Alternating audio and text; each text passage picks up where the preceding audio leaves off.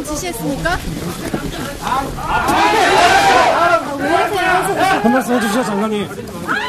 김채호 장관으로서 블랙리스트 왜 지시하셨습니까? 김기춘 실장님 지시하신 거 맞습니까? 누구신데 이렇게 막으세요? 먼저 국민의힘 막으면 못하다는 거 같아요. 영장 실질 심사를 받으러 들어가는 희대의 악마는 기자들 앞에서 할 말을 잃었습니다. 조윤선 문화체육관광부 장관을 이야기하는 것입니다. 오늘 아침 그녀는 블랙리스트를 작성한 사실을 실토했고요. 지시자로 김기춘을 지목했습니다.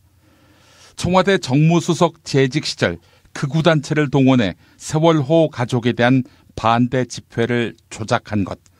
그간 부인해왔지만 사실일 가능성이 높아졌습니다. 자식을 비극적으로 잃은 세월호 가족의 아픔을 보듬기는커녕 뒤에서 공격을 지시하고 여론을 조작한 그녀에게 악마라는 표현은 악마에 대한 명예훼손입니다.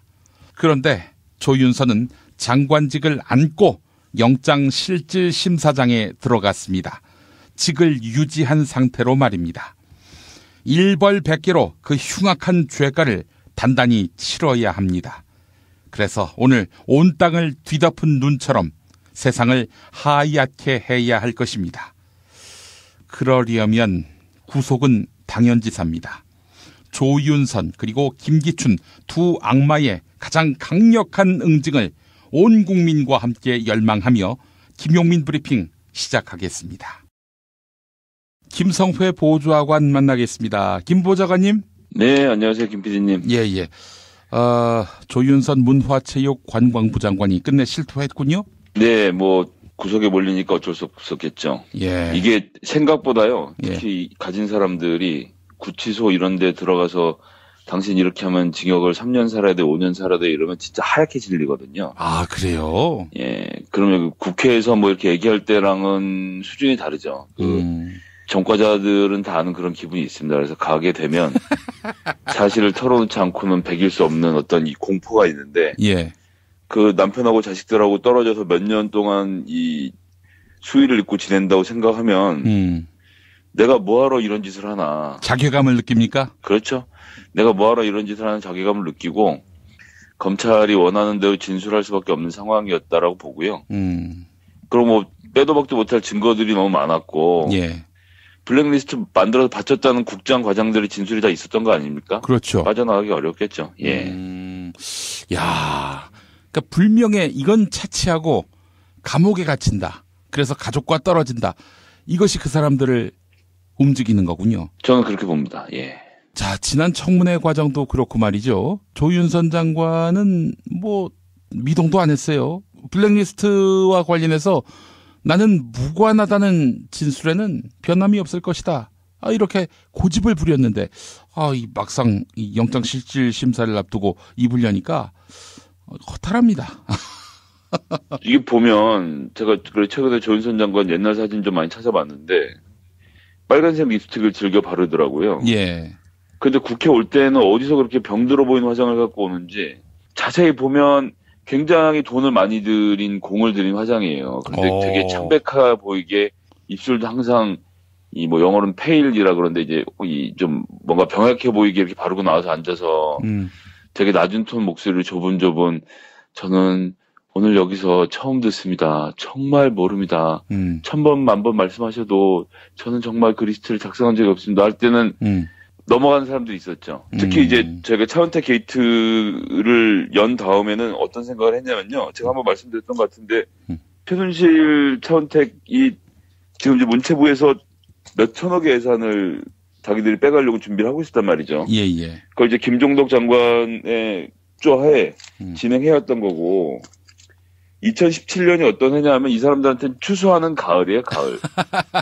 그래서 이제 추수관리인으로 장관을 들여오는데 최순실과 조윤선 사이에 어떤 미력이 있었는지는 알 수 없지만 하여튼 최순실의 허가 없이 여기에 장관을 놓는다는 건 말이 안 되는 상황이었고요. 예. 가장 많은 예산들을 집행했어야 했기 때문에 여기에 적극적으로 부역할 사람을 찾았던 거고 그 적임자로 전 본인이 자처했을 거라고 봅니다. 제가 열심히 하겠습니다라고 해서 들어왔기 때문에 그 순간부터는 블랙리스트 작성 등등해서 저 모든 것이 거짓말이라는 것을 많은 의원들이 느끼고 있었고, 그럼에도 불구하고 철저하게 시종일관 나가다가 특검에서 이런 진술을 했다는 거 좀 사실 되게 허탈합니다. 한편으로는. 예.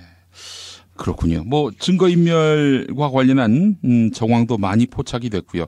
조윤선으로서는 자신에 대해 전혀 우호적이지 않은 환경에 결국 굴복하게 된 셈이다.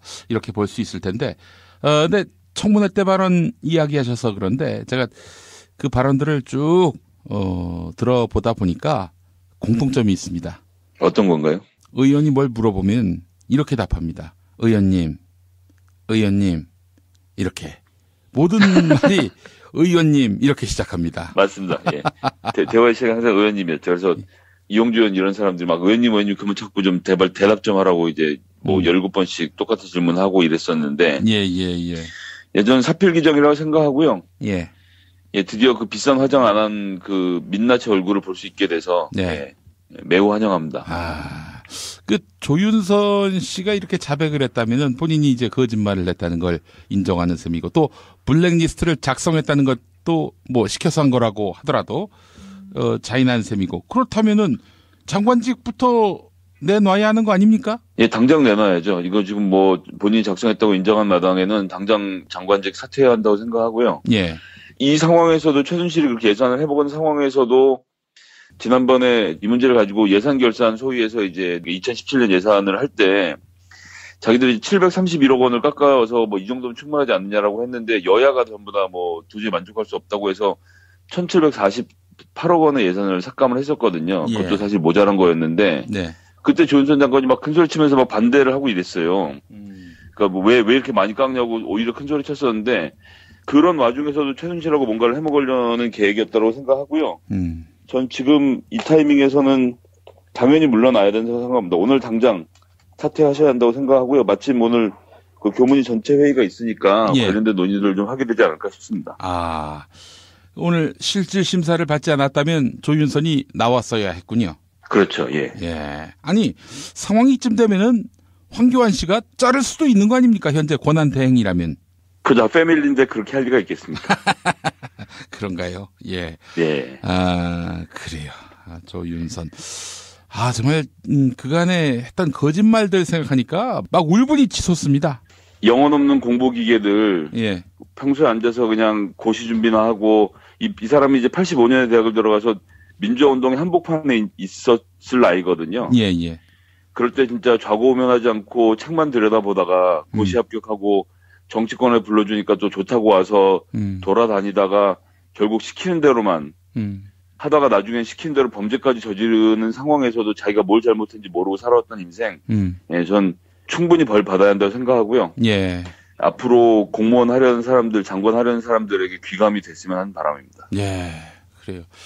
문화체육관광부 장관직도 내려놓아야 할 테고요.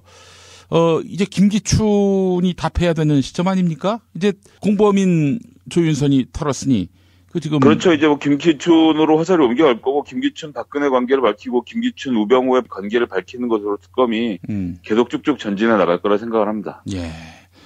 김기춘은 끝까지 버틸까요?